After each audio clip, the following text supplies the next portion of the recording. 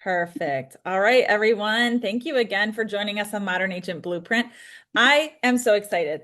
And I'm mostly excited because personally, my pipeline has dried up recently. And I have been struggling to figure out what I need to do to be able to, reignite that pipeline. And before we got online, we were talking with Angie, and she was saying how she's been doing some other stuff, kind of a little 9 to 5 job. And, her pipeline is dried up and her business is kind of slowed down. Well, my daughter graduated high school, started college. So I took a little bit of a break. I wasn't hustling as hard. I was really focusing on my family and getting her situated and spending those last little bit of time with her before she went off to college. And now I'm like, crap, what am I going to do? Like, where are all my closings going? I went from having like 7 pending for most of the year to nada. And, I am trying to figure out where am I losing stuff here, right? Like, where are things falling through the cracks? Where can I find more business? What am I doing or what can I do in order to reignite my business? So we're going to hop right in. All right. So we're going to rebuild momentum. So this is broken up into sections. Okay. So the first part, we're going to talk about taking back control when your pipeline dries up.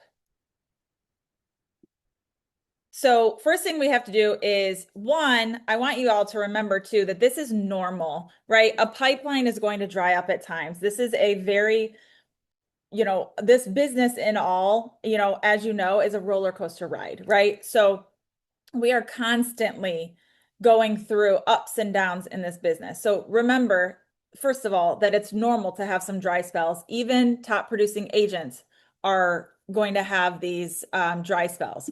So don't take it too personally. Don't think your business is falling apart. You need to go run out and get a job immediately. Let's try to figure out what we need to do to get us to that next level. I also want you to reframe that scarcity mindset, right? We don't need to see this as a failure. We don't need to see this as everyone else is getting the business, I'm not. Like, let's get that out of our heads right now. And let's focus on the fact that this is a great time to redo your systems. This is a great time to look at your client experience. Let's figure out what we need to do in order to succeed and become more successful later and sharpen our skills. And keep in mind, this is not a failure. And I also want you to think about your non-negotiables every single day. Excuse me, your non-negotiables. So maybe that's talking to 3 clients a day, 3 reach outs a day. You're going to send birthday messages to every single person that you see on Facebook. You're going to make sure that you're doing these non-negotiables every single day. The birthday thing, I do that every day. That's one of the first things I do every single morning. I look at whose birthday it is on Facebook and I send them a message. That's just one of my non-negotiables. If I'm running low, if I'm, not taking the time and I'm just hitting the happy birthday thing that it automatically posts, that's not really giving you any sort of engagement. It's not really creating that relationship with that person. So sending a personal message or a video is going to up your game. And don't just send a generic video that you send to every single person. Everyone knows that that's just like a video you made once. But let's start with diagnosing the dry spell. So we're going to go into this a little bit here, but I want you to think about auditing your business. Where do your past clients come from and what is not being nurtured? Because that's where a lot of people are slipping through the cracks, right? Where are your marketing gaps? Are you consistent on social media? Are you using newsletters? Are you leveraging video? What are your skill gaps? Are there things that you need to work on? Conversations, prospecting, or negotiation? Where are you falling short? So the first thing, and this is going to be a lot, okay? So if you want to take notes, if you want to screenshot, if you want all of that, feel free. There's going to be a lot of stuff in here. So I want you to really jump in and make sure that you are paying attention to all of this because there's a lot of stuff in here. So first things first, auditing your business.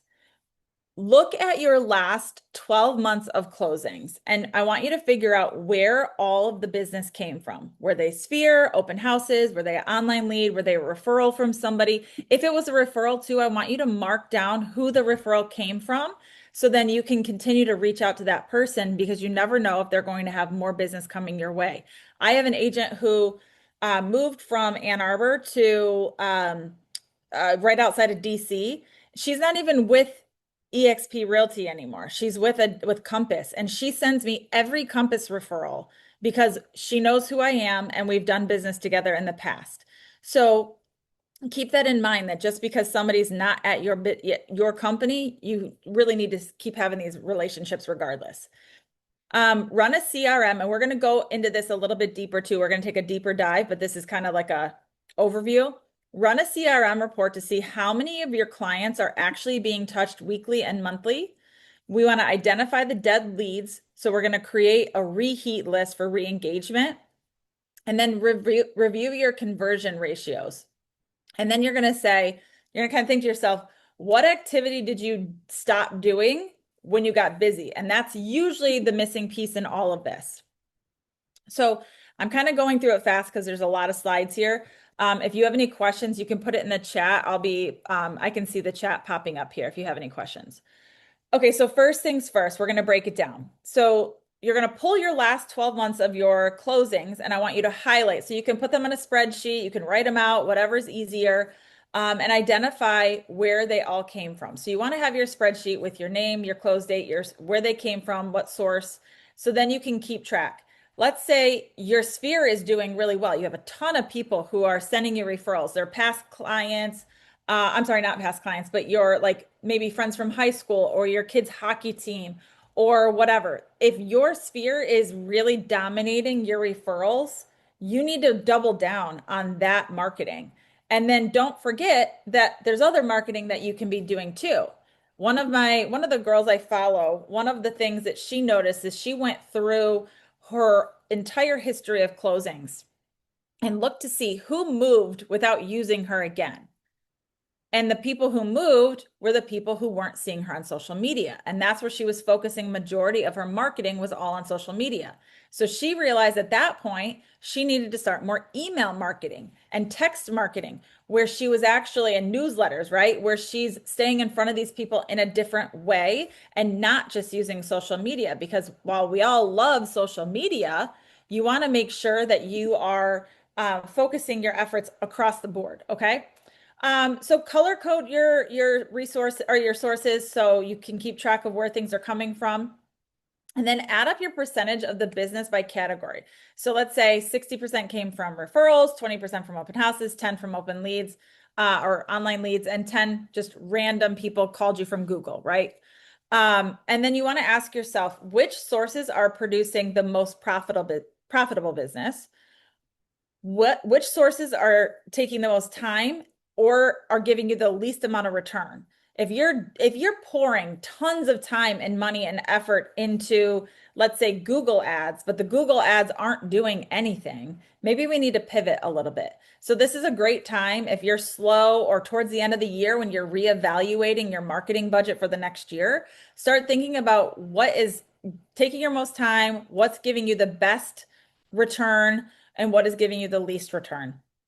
And are you ignoring or under investing in your strongest source, right? So like Sphere, these people who, are your friends from high school or your family or whoever, is there anything that you should be doing more to get more of those? Or maybe you realize you got a lot of business from open houses. So maybe you need to really double down on your open houses, maybe do some more extravagant things, maybe do more this year than you did last year. Really think about where all your business is coming from and how you can capitalize on what's working best and get rid of the stuff that's really not working for you. So this part is find your gaps. So this is where you're going to run your CRM report and you're going to see how many contacts are being touched monthly and weekly, right? So I do a newsletter. We do a weekly newsletter. I was really worried about setting a weekly newsletter because I was afraid that it was going to be too much communication, right? Like people are going to get annoyed. They don't want to open my emails all the time. Well, I think Marissa can correct me if I'm wrong. I think we have like a 60% open rate, which is amazing.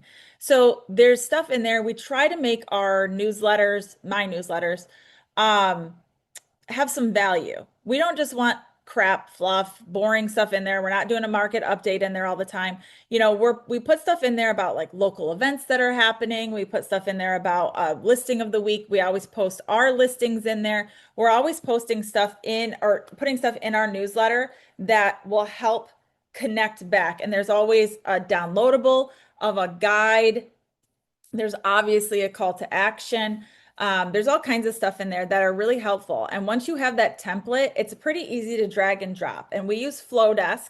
I can give you guys a Flowdesk code. I think it's like you get the first year for like $50 or something like that. So I can get you guys that. Not that good. It's 50% off of their first year. Oh, yeah, that's what I meant. I'll put it in the chat.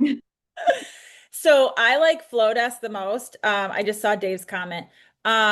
I think out of all of them, it is super user intuitive. It's very simple to make. And it's really kind of drag and drop, and a lot of it makes it pretty simple. And there's lots of templates you can choose from as well. Okay, so we're doing the CRM report because we want to see how many of our past clients and leads are being touched monthly and weekly. We want to make sure that we are checking the dates of our last contact, and then we're going to sort them. We're going to have our hot leads, our warm leads, and our cold leads, and then our nurture leads, right? So the nurture leads are going to be those people who said, oh, in like 2 or 5 years, you know, I might be ready to sell, or when my kid graduates high school, I might be ready. But make sure that you are labeling them so then you can focus your marketing using your hashtags or using your tags in order to find those. And then look for gaps in your touch frequency. Have your past clients not been touched in over 6 months? That's a big red flag, right? If you're not talking to these people or reaching out to them in some way, they're going to forget you exist. I don't remember past people. Like if I did business with somebody 6 months ago and I've never heard from them again, I'm not necessarily going to remember their name. So we want them to remember your name. So then when somebody says, oh, I might be selling my house, the first person they think about is you. So you want to make sure that you have a standard system. Okay. So your sphere, this says every 90 days. We do it every week. And I have clients, friends, like that was also the weird part. I wasn't in love with having my friends getting my newsletters and all that stuff. But Dave just got one the other day and he's like, what's this all about? You know? So, you know, I think it's nice. It's not a bad thing. If somebody wants to unsubscribe, they can always unsubscribe. It's not the end of the world. But the people who are opening and reading it, that's who we care about. Don't care about the 5 people who unsubscribe, and don't take it personally because maybe they just don't want to, maybe they have no intention of moving, or maybe it's somebody you know that you don't, you know, they don't need to remember that you're a realtor because they already are. Let's make sure you're touching your sphere as much as possible. 90 days, I think, is way too much. So we have to change that in this thing. Your active clients, you should be touching them weekly. And sellers, I would say for sure, you want to touch them at least once a week. Keep them up to date on what's going on once a week. And after every showing, you should have some sort of conversation with them about what your feedback was. Nicole, there was a question. Is Flowdesk really necessary? They hear about it all the time. Do you just want to touch on that? So, in my opinion, I thought it was worth it. I think it's worth it because I am not going to. So, let me restart. When I first started doing newsletters, my VA was doing them through 𝗡𝗶𝗶 Core and it worked okay, but our open rate was horrible. Most of those emails are going to spam. So now we know with Flowdesk, they're not going to spam because we're getting a great open rate.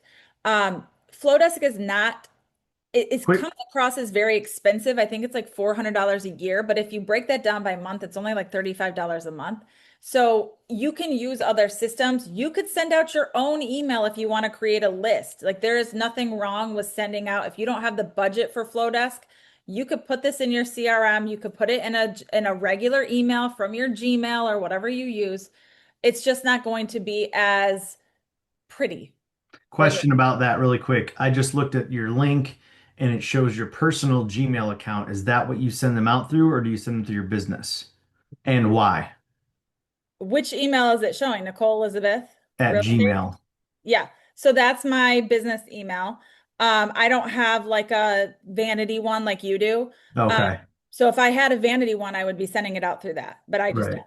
And David, there is even a little bit more that you get as far as like advantage with deliverability and carrier favoritism by having the vanity email. It's not make or break, but there is a slight advantage because you can validate your domain. So it's just some like back end DNS settings. So that helps even more so with deliverability. But like Nicole said, she's still getting great open rate. So it's really about the content, your strategy with the subject lines, the aesthetic, providing real value. Like that's going to override those things, which Flowdesk helps with for sure. But if you have the like at business email, that's even just one more step to make sure that you're going to get better deliverability. Cool. I was worried that it might put me closer to the spam box. Nope, nope, only helps. Sweet. Okay. Identifying dead leads. This is where I think is where we drop the ball, right? Those people who you were chatting with, or maybe they came in from a boosted post you had or something.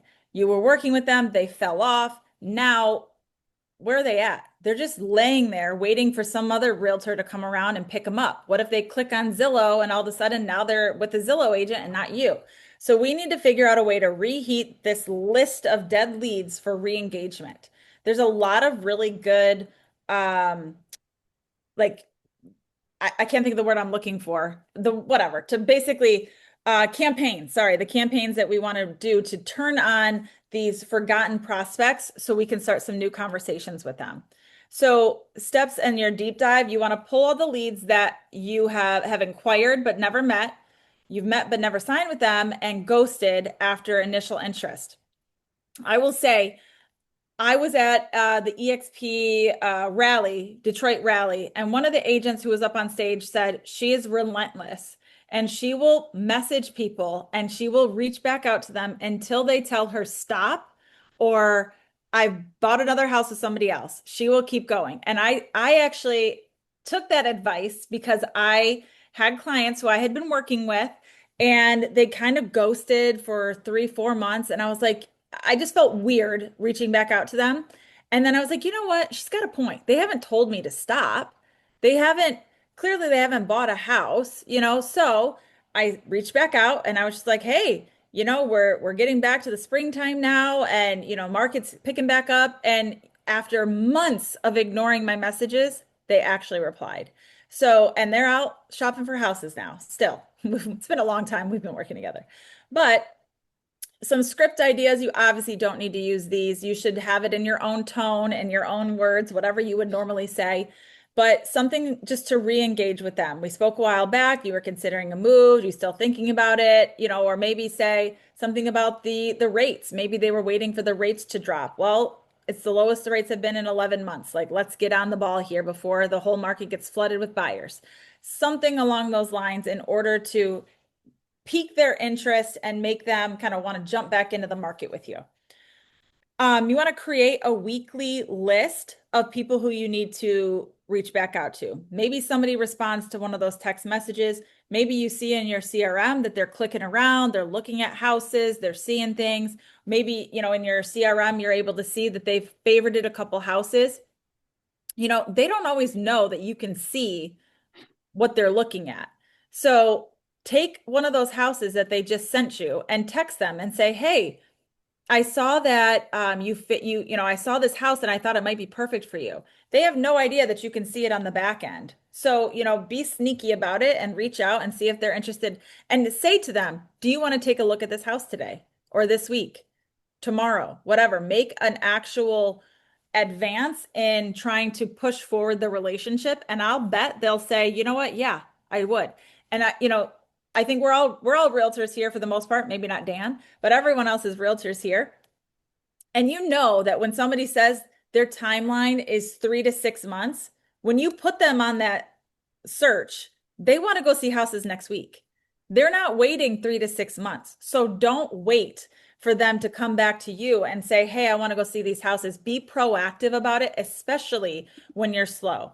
Make sure that you're doing that. All right, let's see here. Track who re-engages and make sure you are moving them in your CRM from maybe a cold or warm to a hot person, right? Let me see. I just saw there was a question in the chat. Where do you keep your weekly list? So I use Follow Up Boss. So we have a list that pops up in mine. I've used Trello in the past. For me, I can't get on board with Trello. It just doesn't work for my brain. But a whiteboard, literally anything. I have notebooks all over the place that I have leads on, stuff on, to-do lists, whatever you're going to use that's going to work. So whether it's a whiteboard, if it's one of those acrylic boards in your office, a notepad, the note section on your phone, whatever works for you to stay organized and keep in touch with these people, you need to do it. But if you have a CRM and they're in your CRM, you should be changing them so you can keep track. The one thing I wish I would have done from the very beginning when I started real estate was setting up my CRM and keeping with it, making sure that I'm updating birthdays, updating addresses, any of those changes, adding in house anniversaries, because I'll tell you what, when you're 7 years into it and you have 200 clients and you have to go through all those people plus all of your sphere and all those leads that come in, it is a daunting task. If anyone has had to do it, you know exactly what I mean. Yes, we can also, you can hire Marissa. She'll hit you, she'll smack you in the face with your daily list. All right. All right, where's the leak? So this is where we are going to review your conversion and we're going to figure out where you can spot your gaps and your leaks to figure out where these people are falling through the cracks. So we're going to look at basically inquiries. This is, your reverse engineering for all of you who've heard this before. Your inquiries, your appointments to contracts, right? How are you getting from A to C, right? To the closing table. So write it out. How many leads come in? How many appointments were booked? How many clients do you have signed agreements with? And how many contracts are you actually closed? And then these are your, if you're cold calling, you might have to have 100 inquiries to have 20 appointments to get 10 signed to actually close 6.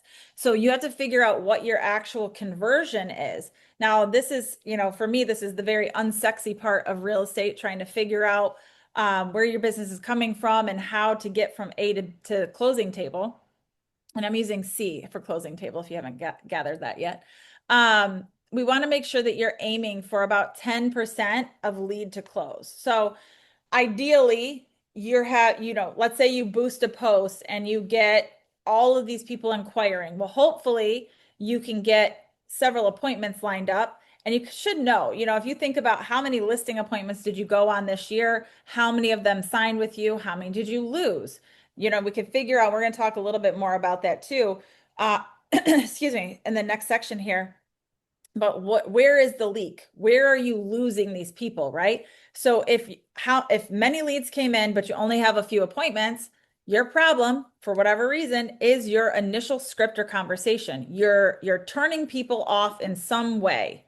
So obviously you need to work on that. You need to work on your conversation and your scripts, doing role playing, practicing your scripts, practicing your objection handling.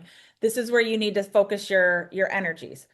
If you have a lot of appointments, but no signing, okay, you're getting in front of the people. So your first initial conversation was great. You got the appointment, but now you dropped the ball somehow. You have to show them your value proposition, right? So we need to figure out, where is your gap there? Are you doing an actual listing presentation? Or are you just sitting around the table chatting? Maybe you need to revise things a little bit, make it a little more professional. Maybe somebody else came in with a, bound CMA and they came in with, this beautiful leather bound binder to give to the client. Where is your value presentation and what is your proposition for them that sets you way outside of the norm of whoever else they're interviewing with? Now, if you have signings, but no closings, so let's say you have a buyer consultation, they decide to go with you, but you're not closing deals. Well, you must not be doing really well with your follow-up. You're not doing well with something, right? Maybe it's the qualification of the clients. Are you getting them pre-approved? Are you, what are you doing? And if let's say they can't get pre-approved for whatever reason, what are you doing with them? Are you just throwing them to the wolves and saying, forget you, I don't want anything to do with you? Or are you setting them up with a lender who can then set them up with a credit repair company to then come back to you later, right? So think about where your leak is in your business and figure out how we can make adjustments to that to raise your bar a little bit. Any questions about any of this? I know I'm going fast. Okay. You're good. Thanks. I know. Just kidding. All right. So next step, what did you stop doing that made your, like, what were you doing before when your business was thriving that now business is slow? So there's something happened. What did you stop doing? So you need to brainstorm, right? Stop paying So for Zillow. yeah, well, yeah, that's one of those things. But that right? So like you stopped paying for Zillow and things slowed down. So maybe you need to reevaluate and figure out how you can get back into that. So, but if you think about it, when did I start getting clients? What was I doing consistently? Maybe your consistency was through Facebook or Instagram, or maybe you were in those mom groups or in those, groups on Facebook, and you were just constantly in there. You were chatting with people, creating relationships. Maybe you were going to networking events. You were doing stuff on a regular basis that you stopped doing for some reason. So next step is identifying. So a lot of the common ones are you were doing prospecting calls and then you fell off. You were doing weekly posts or daily posts on social media and you fell off. You stopped going to networking events. You gave up on door knocking or farming, and you stopped asking for referrals, right? These are the most common ones. So if you have stopped doing something, now you need to implement that. So I am encouraging you to figure out what it is that you stopped doing. And I want you to reintroduce that forgotten activity back into your schedule weekly for 90 days. And maybe it's even daily again, right? Like maybe you stopped posting on social media because you got busy or you got bored or whatever. Try to reignite that forgotten activity and see how it changes your business, because chances are it will start to pick back up again. You start to gain that momentum again.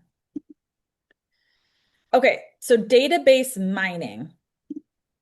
So this is going to wake up your existing network before spending money on new leads, Dave.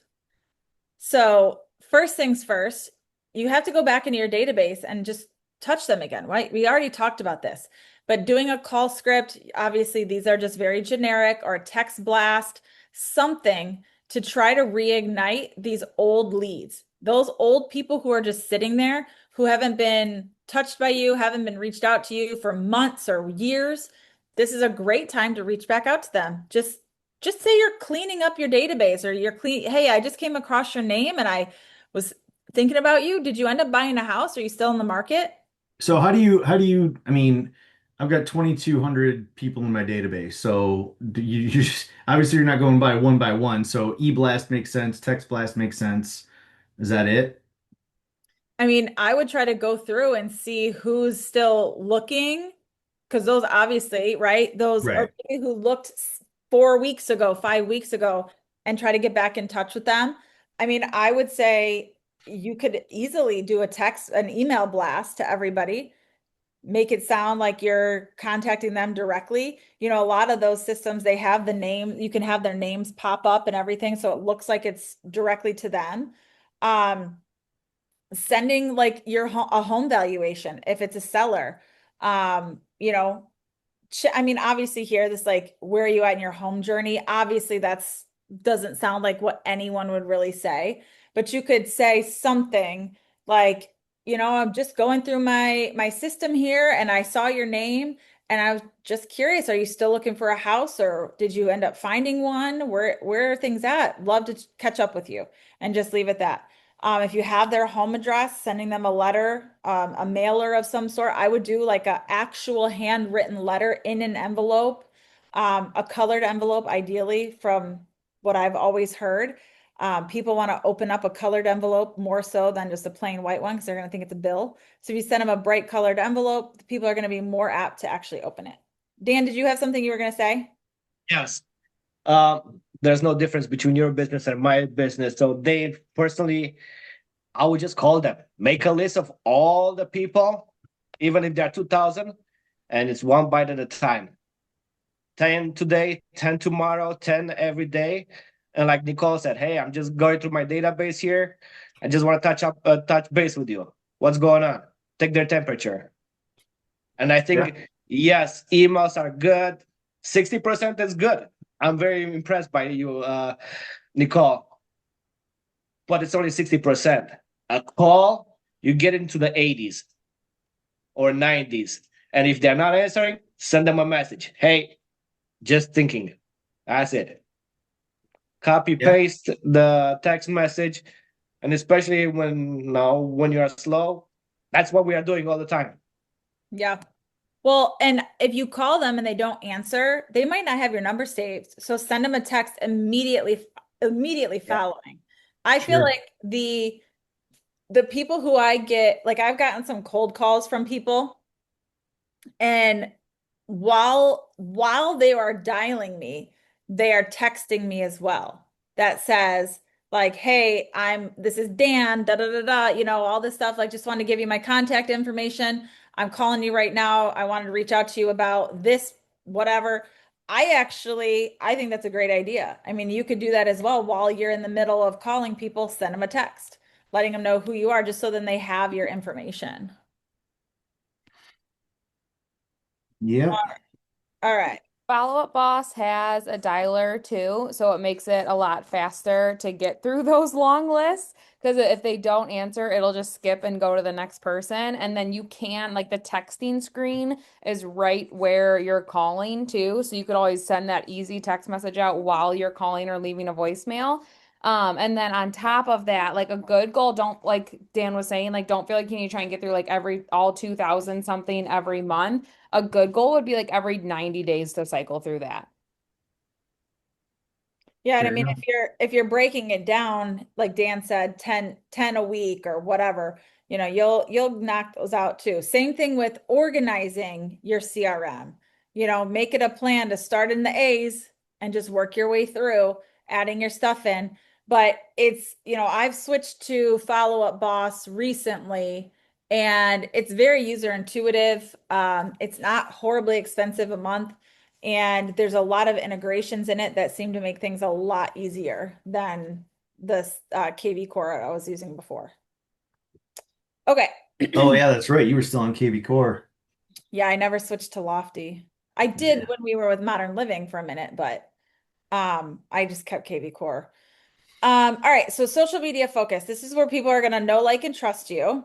So this is a great way to re-engage your fan base, right? So I I'm not great about posting on Facebook. I just, for whatever reason, I feel more comfortable on Instagram. However, when I do post, especially stories or post stuff on my Facebook, I get a lot of interest. Especially now, they're really pushing their reels and their videos. So if you start doing reels and videos and putting them on Facebook, one, they're monetizing. So I got $5 last month for monetizing. Um, but they're monetizing those. And, if you're already doing it on Instagram, put it on Facebook too. So I want to encourage you all to work at doing like a 7-day posting sprint. I'll tell you, I did a 30-day reel challenge with myself to do a reel a day for 30 days. I grew my following like crazy. And I got a lot of referrals from it because I was showing up every single day. I think you don't necessarily have to do that, but I think they kind of fall off the wagon when they are like, they'll be doing really well on social media and then they'll get burnt out or they'll get bored or they'll say they don't know what to post. So the first thing I would say, just give yourself 7 days. It's not that much. First one, post a personal story. I will have to say, like, put your actual heart into it. Don't ask ChatGPT to do it. Don't just copy and paste from somebody else. Make a personal story about why you do what you do. Or if you don't want to do it something like that, do something like why you love living in the city that you live in, or why people should consider moving to this area. But give it your heart. Like, actually pour your heart into why. Like, if you're going to do why I do what I do, really think about the whole picture. You're doing it for your kids. You're doing it for the life that you deserve. Maybe you overcame something, that was really difficult, and now you're setting yourself up on a path to XYZ. If the more that you are vulnerable and the more that you put your actual feelings into it, the more people are going to resonate with that, and the more that they're going to relate, and they're going to want to follow you. They're going to want to refer you business. They're going to want to come to you because you're not just doing this for a paycheck, right? You're doing this because your family depends on it. You have, a kid in college, or you have recently got divorced and you're trying to restart your life, or whatever it is. Give it your heart, put your actual feelings into it. Don't just write some generic, like, I do this because of my why. My why is my kids. But okay, go deeper, dig a little bit deeper. A quick market update or reel, don't make it boring. Please don't make it boring. Don't post a graph. Just actually do a video about a market update and provide true value. What does this mean for the person who is listening to the video? If they actually sit there and listen, what are you providing them? And make sure your reels and any of your social media stuff does not start with, "Hi guys, just hopping on here." Please don't do that. Like, do not do that. Or It's my it's the most most, hated line. I know. Hey, just hopped on to say. Yeah, well, you already lost me. I've already scrolled past you. Or I always find this so funny. Like, have you ever skipped through stories and the story's like, okay, okay, okay, okay, okay. So every time you go through, because they're Or starting, like. I say like a lot. You know this. Okay? I am trying to stop saying that. Can we also stop with big announcement? Oh, I don't even hear that one that I often. can't stop. Wait for this big announcement coming, and it's changing brokerages, and you're like, nobody cares. It's a big Anyway, deal. that's just my thing. I know, it's a big Dude, deal. nobody cares. Nobody cares. So try to make your stuff exciting in some way. Provide value. People are not watching your reels because they, actually care what, how many houses in Ann Arbor sold this week. They want to know what it means for them. Client tutorial or testimonial video, not a tutorial, sorry, client testimonial video or a graphic showing social proof. So a screenshot of a text that you got from your client, a testimonial that you got on Google or Facebook or something, showing that you have social proof that, hey, working with me is great because this client said so. A neighborhood spotlight video. These neighborhood videos and local videos, oh my God, I think that they are absolutely going crazy right now. I feel like I see a lot of people who are pivoting from the voiceover video, or not voiceover, but like where you're mocking, what's the word? Like you're lip syncing to the videos, like I always did. People are really switching from those to more neighborhood specific videos, like moving to this area, what's so great about this area, why you should move here, why I chose to live here. Like those kind of videos are absolutely insane right now. Buyer seller tip of the week, make it exciting. Dave's been doing a lot of videos of like home maintenance stuff. I actually find them interesting. So do those videos, do something like that. Story polls, I would say not even necessarily a story poll, that just gets engagement, but staying in your stories. This is really important. If you are in your stories all the time, people are going to show up to your page. Maybe they see that reel you did and they go to your page and they want to see, is this somebody I actually want to follow? If it just is it one reel, but everything else is just a graphic and it's really boring, nobody's going to want to follow you. But if you have stuff that's actually interesting, you have stuff that's valuable, you're in your stories talking about X, Y, and Z, people are going to be more interested. The more you stay in your stories, the more engagement you're going to get because people are going to continuously see you, and more recognition because they're going to see your face all the time. Day 7, an open house or a video walkthrough. I love doing walkthroughs. We just went to a broker open the other day. Kelly came with me. Beautiful house, like $1.7 million house in Dexter. It's absolutely gorgeous. It was actually a full renovation, was done by one of my good friends. The house is impeccable. So I did a fun video where it looked like I was like swiping through the house. Super cute. Just something a little bit different than a normal, hey, let's go look at this house I'm listing. Like, great, it's fun, but Be creative. Lindsay Bruhan and Grace Follis, they're going to be on in a couple weeks. They each are back to back on their masterminds with me. They just posted a video where they start out the video laying on a beach, and they're making a joke about a guy texting them, and then they're like, "Oh my gosh, we have a listing video we have to do," and then they pop up and show the house. It's so cute, so unique, so different. This is not just somebody standing in front of the house saying, "Hey guys, welcome to 123 Main. Come take a look." Like, that's the video that we all do. So be creative, spend a little bit more money. If you're going to do listing videos, spend a little bit more money on the more produced video instead of just the video intro, or make your video intro interesting. Do something a little bit different than just standing in front of the house saying, "Come take a look." Make sure you're engaged. There's an engagement strategy. So spending time each day before you post and after you post will help engagement. Content multiplier. If you record a long version video, you can put it into Opus Clip, and you can create 3 to 4 reels or TikToks, sometimes even more, based on what your long form content was. And then you can push people back to your YouTube for the longer version. Social proof posts. This is what we just talked about. Instead of posting just sold and a picture of a house, why not share the story of the closing, right? This is what people care about. They don't want the graphic just saying just sold.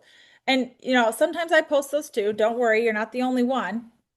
But tell the story, even the bumps in the road, how you overcame the difficulty and how you got them the house of their dreams.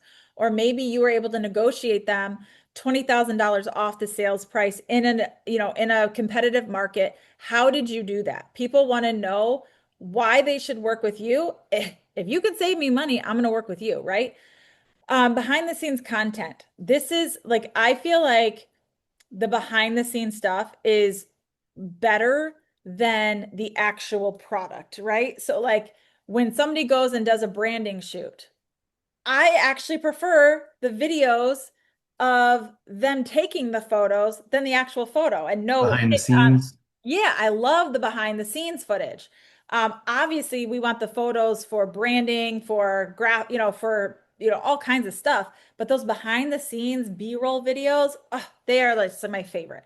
But you can do this easily with showing how you prep for an open house, staging tips, marketing setups, like whatever it is. Maybe you are creating a new flyer, do some behind the scenes footage on it. Maybe you are organizing your CRM, do a little video on what you're doing. People want to know, because people just think we show houses. They don't know what happens on the backside of things. So show that part of our lives. Where are we at on time? Okay, 10 minutes. We're almost there. So get yourself out there, okay? Open houses, community events. We want to be face-to-face. This is going to help build your pipeline. So maybe you fell off from going to networking events. Maybe you stopped doing open houses and you started letting other agents host open houses for you because you were busy, or maybe you just didn't feel like doing it. This is now the time to get back into that and start doing it. Maybe you even start hosting for other people. Door knock 20 of the neighbors or 10 of the neighbors, 10 on the other side of the street, 5 on either side next to the house. Don't just walk up to the door and leave a flyer. Bring a gift, even if it's like a little bag of cookies or something. Bring something and say, "Hey, we're hosting an open house. Maybe you saw my sign down the street. Mr. and Miss Smith asked me to invite you personally to come and take a look at the house. If you know of anybody who's interested in moving into the neighborhood, have them come too." You're in and out of there in 5 to 10 minutes. Sign in, upgrade, use a QR code. That way you can get their information. You can send them market reports or buyer guides. I always bring buyer guides to my open houses, so in case anybody wants them, they can take them. Attend events with marketed branded materials.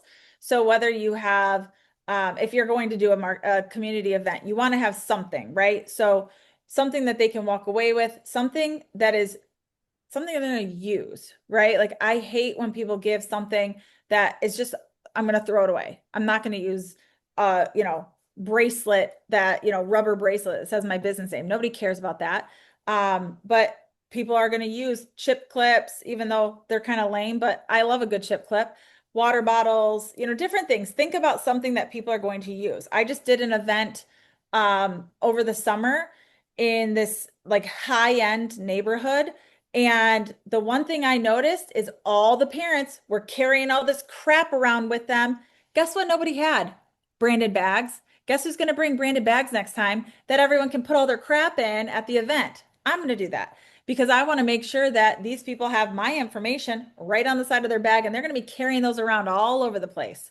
So the last time we did that, we did I wanted to think outside of the box. What are these? It's a luxury neighborhood. What do these people all have? They probably all have movie theaters in their house. So I did little popcorn tubs that had like little popcorn things that had my name on them. I co-branded with my financial advisor. So both of our names are on there. It was so awesome watching everybody walking around with our little popcorn tubs. Nobody was using the stuff that the other realtor down the street was giving away. My stuff was on display for everybody. We also gave away popcorn too. That was Marissa's idea. I'm gonna give her props on that. That was not my idea. Raffle giveaways. So at open houses, you could do a giveaway for a local company. Obviously, that's going to be the best thing.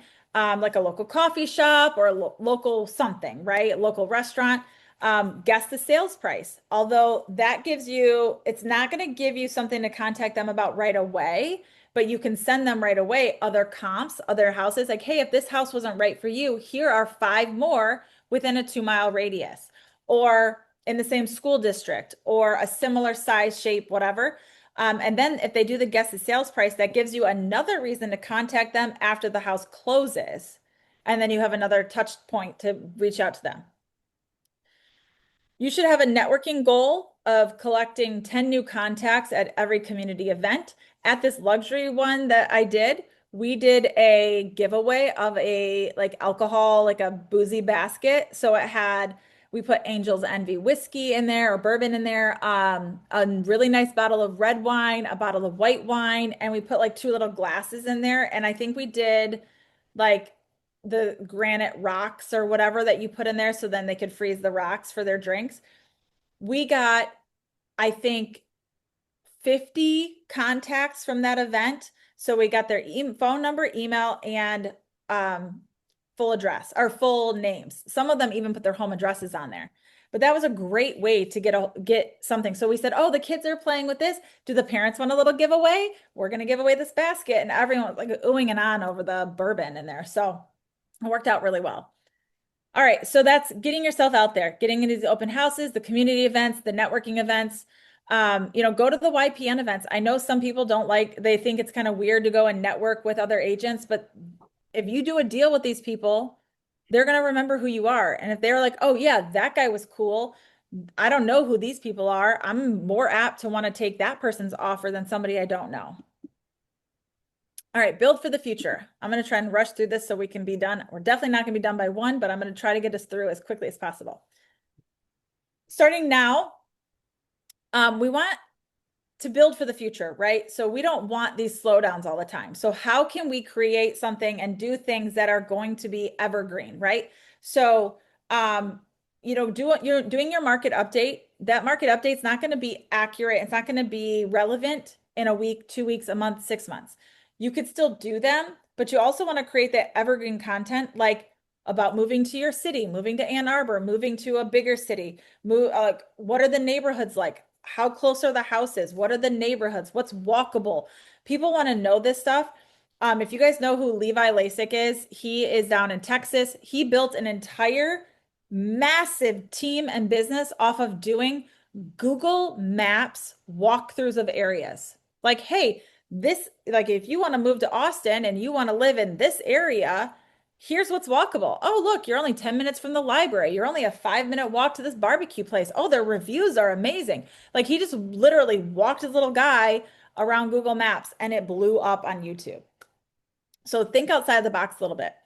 But you want to create that evergreen content. So then when people are like, hey, pros and cons of moving to Ann Arbor, pros and cons to moving to Canton, pros and cons to moving to Dallas, there's a lot of stuff, and Dallas is huge, right? And Metro Detroit is huge. So break down those areas. Create downloadable guides with opt-ins. Ideally, you want people to be able to opt in so you get their contact information. So pre-listing checklists, buyer roadmaps, vendor lists, moving lists, all kinds of things. You can come up with a whole bunch of downloadable things, relocation guides. That way you can use them as lead magnets to be able to get contact information in exchange for your valuable guides. Nicole, you want to touch on like building that out in Flowdesk for 2 seconds? I know you're tight on time, but like that's another value of Flowdesk is all of that can be done in there, and then the automations. Yeah, it's super easy. So a lot of people use ManyChat. You've seen those trigger words. You can create a ManyChat that will go right over to this. If you are slow and you don't want to pay for ManyChat, even though there's a free version, but let's say you don't really want to connect all that, you don't want to fuss with all that, just keep an eye on your messages and you can go in and send those things, but you can have it all right in Flowdesk. So everything just goes right to it. It makes it so easy. So even I figured it out. I feel like I'm tech savvy to a certain extent, but I realized that on my website, some of my links were broken. So I went through and I updated all my links. Everything went, it was so easy. It was literally toggling between Canva and Flowdesk, and it all went to my website. It was so easy. It's not hard at all. And I really feel like it's very user intuitive. Is that all you wanted to say, Marissa, on that? Well, and then like, so when they fill out the form, then like, so that's your lead capture, right? So if you don't have a CRM or you don't have other things that are capturing these leads, or maybe you don't even have a website, but you want to do a post with a call to action, you can just have this one URL that they send to then to capture and get that freebie value. Then when they do that, then you can also put them in what's called like a segment. And then from there, you can say, cool, send them these 7 emails that all tie back to the value that they just got. And it's 7 different emails trying to circle them back to your other value, your other freebies, your IDX feed, your home value link, whatever, right? If you have that through a system. So you can keep pushing them back to your other value once they've done the one lead capture. Yeah, and you can also create a flow in there. So that's something that we're going to be doing as well. So like say somebody downloads my relocation guide. They're going to opt in. They're going to get that relocation guide right away. Immediately pops up on their screen. Well, then 7 days later, they're going to get neighborhoods to check out in Ann Arbor. Then they're going to get 7 days later, my favorite restaurants in Ann Arbor, my favorite date nights, my favorite, right? We're going to keep every 7 days for X amount of time. They're going to get another email from me, hopefully showing me as the area, know-it-all. Is that what I want to say? Mayor, not know-it-all. The local smartass. Yeah, the local go-to person is what I'm going to. Storytelling posts, right? So these are the things that we want people seeing the client journey, not just stats. People don't really care about all of that, right? They want to know what you're doing for your clients and how you're getting them there. The more personal, the better, right? Just like we talked about earlier, showing them your heart, giving it all. Talk about what happens. Talk about, if something happened where the deal fell apart because of this. How could the seller have prevented that from happening, right? Maybe a pre-inspection. Dan, you guys do pre-inspections, don't you? So maybe they like posting about doing pre-inspections and how that saves money, how that saves the seller a headache later. How can we do things that people might not have even known existed? Maybe people don't even know a pre-inspection is something. I know an agent who does pre-inspections on almost every single one of their houses. They post that with, on their documents. And most people actually waive doing a home inspection because they already have this, even though it technically doesn't inspect the entire house. It does all like the main things of the house, the main components of the house. And a lot of people will waive it because they're not willing, they're not going to do the little piddly things anyways. So if they know that the foundation, the roof, all that stuff is good, they might just waive the inspection altogether. So that's a great way. That's a value add, right? Talk about stuff like that. And then tag Dan in it so he can get the business too. Repurpose your plan. So let's say you post a blog, then you can post that blog into your newsletter. Then you can do a social media post and you can do a reel about it. Stop overthinking your social media. It's not that hard. Like we can come up with this stuff so easily. And if you can't figure out a blog post, ask ChatGPT, look at what other people are doing. What email newsletters are you opening and reading? Even if it's a sports one, what is it about that makes you want to open it? Well, maybe you can incorporate sports into your newsletter. Doesn't like people want to work with you based on who you are as a human being, not necessarily just because you look good in a pantsuit. Like you want to like people want to make sure that they like you as a person. So I added in like Marissa, our VA created a newsletter. I go in and I add stuff. So even though it wasn't exactly on brand for me, I added in the U of M football schedule. I added in the ticket link so people can buy their tickets to the game. Stuff that, people actually might want to know. That's a great video right there about how to avoid tailgate traffic, right? Stuff like that people don't think about until you live here. All right, referral systems, turning your existing relationships into a steady flow of introductions. So vendor partners. So Dan is an inspector that I use on a pretty regular basis. He comes to all my events. He's my go-to for a lot of things. So if I can refer him business, that's only going to be more beneficial to him. That's why he comes on these, because he wants to support me. Client appreciation events. We do, you could do an annual barbecue, pumpkin patch. We're doing something similar to that for my client appreciation event. Invite your vendors, have them contribute to your events. If you use a specific lender for almost all of your business, or a specific title company, or a specific lawyer, or inspector, whoever, have those people come to your client appreciation events. They were part of this transaction as well, right? Make sure that you invite clients, ask them to bring a friend. You're like, maybe it's a little bit more out of pocket for you, maybe not, but have them bring a friend. Have a VIP club. You can do quarterly updates, giveaways, different things that, your VIP clients get that not everybody has access to. An ask campaign where you are asking people for referrals. Who should I connect with? I'm growing my business and I love working with other local companies. Who do you think I should connect with? Business spotlights, doing features on local businesses on your social media. Just like I talked about the neighborhood videos, the business spotlights are another huge one. Plus, if you do a video about a local business, guess what? They're going to share it to their social media. Now you're getting all of their audience. It's a win-win for everybody. Lead funnels. We're going to go over this really quickly. We're not going to dive super deep into this. I feel like lead funnels is a big, scary word for a lot of people, words for people. They don't understand what it means a lot of time. It sounds complicated. We don't necessarily have to create funnels all the time, but you can create ways to contact people to get them into your CRM, which you are creating funnels by making your campaigns. So your Facebook lead ads offer a free guide in exchange for their contact information, just like we talked about. Google My Business optimization, making sure you're adding posts, getting people to review you and post photos regularly for SEO. Doing blog posts on your website also creates SEO. Retargeting ads, show your ad. These ads will show people show ads to people who visited their site. Have them there. We want them following you all around, right? We want those people to say, oh my gosh, I see you everywhere. You need to be showing up everywhere for them to be able to do that. Email drip campaigns, 6 to 10 emails for buyers and sellers. You can do guides, tips, calls to action. How many people ask you the same question? Your buyers or sellers ask you the same questions all the time. Create videos on those and start an email drip for them.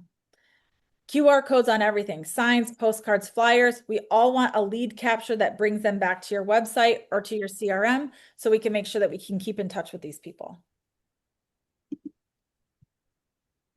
Branding authority. Okay, so we're almost to the end here, guys. So be the trusted expert in the market. You can do a media pitch. You can reach out to local magazines, local newspapers, local websites, and just ask if they want a story on how the rates are affecting buyers in the city, or what are the important things that sellers need to know right now in this market, or buyers in this market. I've been featured in a couple different magazines locally of people who just wanted a realtor to reach out to. News stations all the time want local realtors on there to talk about what's going on in the city, or maybe the rates drop, how's that going to affect people? This is stuff that I don't think people really think about. You could be on the news talking about that stuff. Wouldn't you want to be the person as seen on Channel 2 News? You know, like you can post that. That's brand authority, right? Webinars, just like this. We do these masterminds all the time, but you could do webinars on, is it a good time to buy or sell, or new first-time home buyer classes, or different things that you could do to create brand authority and create those relationships. Podcasts, reach out to local podcasts or industry podcasts and see if you can get on them. That again is social media stuff. You can post that on there. Also, it helps with your SEO because now you're going to be, when people search your name, they're going to see you on these podcasts or on YouTube. Try to speak at events, offer to speak even at HOA meetings. I mean, those people might be moving. Like, what if, you know, somebody wants to move from a neighborhood? You could talk to, even in your own HOA, Chamber of Commerce, YPN events, even some of the big national events. I spoke at 𝗡𝗶𝗯𝗃 last year. I've put on Level Up, you know, I've done a lot of different things. I've spoke at the EXP rallies, all these different things. So just try to get in front of people. That just creates more brand authority with your peers. Posting stuff on leadership and different things on LinkedIn, client wins. You want to make sure you're posting that stuff on all platforms. All right, accountability and habits. The other unsexy part of this business is accountability, right? The big ugly word. Making sure that you're holding yourself accountable. So keeping focus on your income producing activities. You know, a lot of times we get overwhelmed. And the first thing that I think about is, okay, I have all of these things I have to do. What is going to make me money the fastest? I'm going to do that first. That is my thing I'm going to do first. You know, maybe that's setting up somebody's home search, but I also have a graphic to make and I have an email to do. First things first is the money making activity. So make sure that you're prioritizing those things over the silly little things that we get caught up with.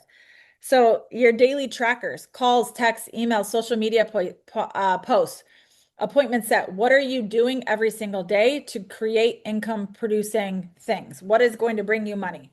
Have a weekly scorecard, leads generated versus conversion goals. Make it a game. Maybe reward yourself. If you do 10, we'll say conversations, not even 10 calls, but if you have 10 conversations, you get to treat yourself to, I mean, a coffee. We all do coffee. Maybe it's something a little bit different, like a dinner out. Pipeline dashboard, visualize your hot, warm leads by your stage to make sure that you have everything outlined so you know who are your hot leads you need to contact today, who are your warm leads, who are your cold leads, who are those people you said you would follow up with. Make sure you're keeping an eye on all of those people. Weekly reflection, what worked, what needs to change? Did you get distracted on a day and didn't get your stuff done? What happened and how can we avoid it for the future? All right, so accountability, this is going to obviously help reduce some of your isolation and it's going to add a little bit of peer pressure to make sure you're getting your stuff done. So maybe buddying up with somebody to figure out, you know, to hold you accountable. Hey, did you do your 10 contacts today? Friday pipeline huddles, do a 15-minute Zoom to share your wins and your commitments for the week. Our team, we set goals every single Monday. And at the following Monday, we go over their goals. Did they hit their goals? If they didn't, what did they do? Or why didn't they do what they did? What they committed to, sorry. And how can we avoid it for the next time? Role play groups, you know, if you realize that, you know, when you were going back and auditing that your conversations were not flowing right, you were struggling, something's happening with your communication, do some role playing with people. Competitions, share scripts. This is a great way to work together and create a more, I don't know, fun environment in real estate. Celebrate all your wins. So want to make sure that you're building confidence and momentum before the closing. So post your stuff on your wall. Do like notes, celebrate your little wins. Even if it's a little win, still celebrate it. Shout outs in meetings or in team chats, like, hey, you know, I just witnessed somebody doing something awesome. That was great. Dave helped me with my scripts this week. Love that. Thanks, Dave. You know, something like that. Sorry, Dave, I'm using you because you're at the top of my screen. Mini rewards. Give yourself a reward or your accountability partner. If they did what they said they were going to do, send them a gift card or whatever. It doesn't have to be a physical thing. You book social sharing. Make sure that you're posting on there that you're booking appointments or you're going to these appointments or whatever. It shows momentum publicly and it's going to help you with your social proof. And the biggest thing that I think is celebrating gratitude. So every day, starting a gratitude journal with 3 things that you're grateful for. This is obviously going to help see the positivity in every single day and the positivity in your life. And like attracts like. So if you are sharing all of these positive, happy things, automatically more positive and happy things are going to come to your life. Whoo. All right. I'm worn out. That was a lot of talking. If you are not already part of eXp, which I think several of you already are, but if you're not and you would like to know how Nikki and I could help you and your business, you can schedule a call with us by scanning that link, and it's going to take you to our Calendly, and you could hop on a call with us to see how we could help with your business. Thank you guys. Any questions or anything? We are only 12 minutes over. I'm actually impressed with that. I need to take a breath. So is there anybody who has any questions or anything about any of the stuff we talked about today? Nope. Just nope. Just Dave, nope. No, I have ideas. I'm actually gonna do a video when we're done here because I've been dragging my feet. Perfect. Look at that. I gave you a little bit of momentum there. Yeah. Well, I appreciate y'all being on here, and this will obviously be recorded. It's already being recorded and it's going to be on YouTube. But if anyone has any questions or if anyone wants to reach out to Nikki or I, feel free. Marissa, thanks for your input, and Dan and Dave for popping in and saying some stuff. Appreciate that. And we'll be back in 2 weeks. So we're going to be back. Let me tell you guys, because I have it right here. We're going to be back on the 30th. Dave, I'm going to need you on that one too. What's that one? We are going to be talking about why we love working for a cloud-based brokerage. Oh, You're going to pop on for that one. I'm perfect for that. I know. So we're going to do that one, why it's so great, why we love it, why it's different, and the benefits of it. So join us next week. That'll be not next week, sorry, on the 30th. We'll be doing that one. So that's going to be popping up in the, I keep saying popping up. Oh my gosh. Sorry. Better than like. I know. Sorry. That will be on the Modern Agent Blueprint page here soon, and you guys can all register for that one. All right. Thank you all. I appreciate y'all being on here. Oh my God, the recording was paused this entire time. Shut up. It's going on my end. You're good. Yours. Okay, I paused it, but mine says recording Yeah. paused. I almost just had a No. freaking heart attack. It's recording on my end. Thank God. Okay. All right, everybody. Have an awesome day and get out there